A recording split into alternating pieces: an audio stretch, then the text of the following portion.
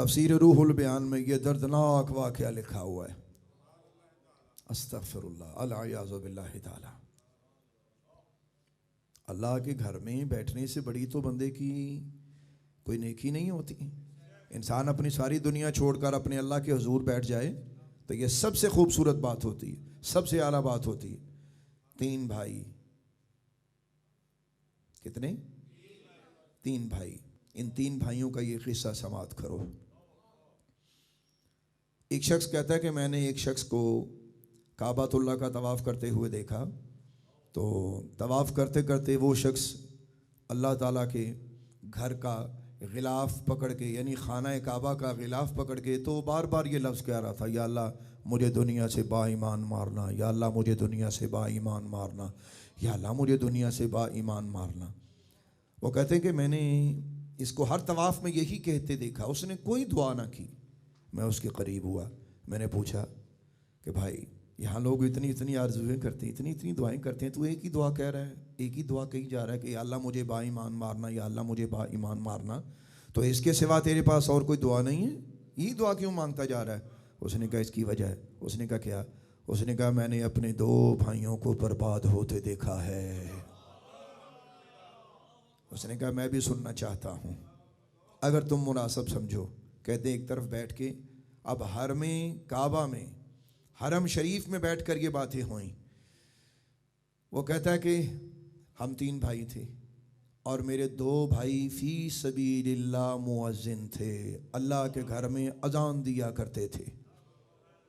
اب سنیے گا ذرا, 2 بھائی فی سبیل اللہ مؤذن, کوئی اس کی اجرت طلب نہیں کرتے تھے, اللہ کے گھر میں اذان دیا کرتے تھے.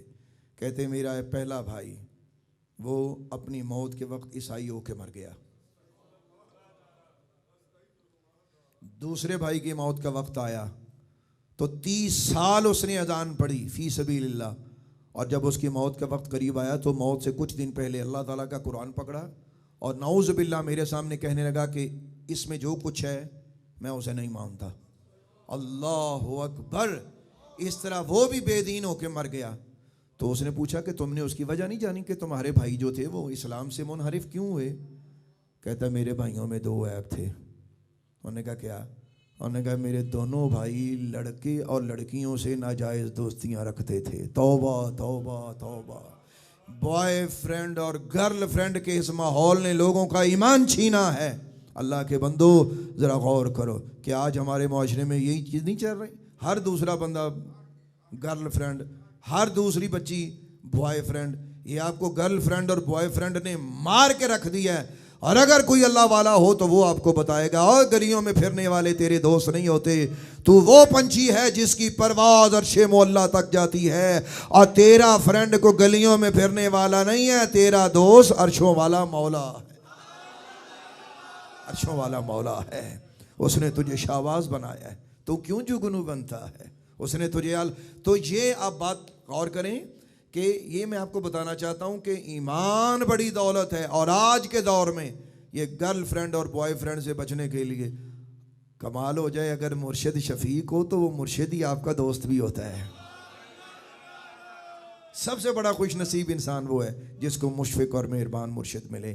استاد بھی ہو, پیر, مرشد, راہبر, دوست, ہادی, ہر رشتہ اپنے مرشد سے جب منسلک ہو تو پھر دیر نہیں لگتی.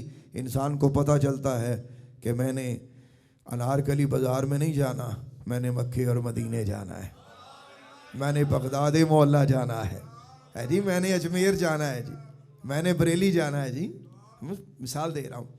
تو لہٰذا مرشد وہ نعمت ہے کہ جو آپ کو یہ گرل فرینڈ اور بوائے فرینڈ کے اس جھنجھٹ سے نکال کر اصلی دوست کا پتہ دیتی.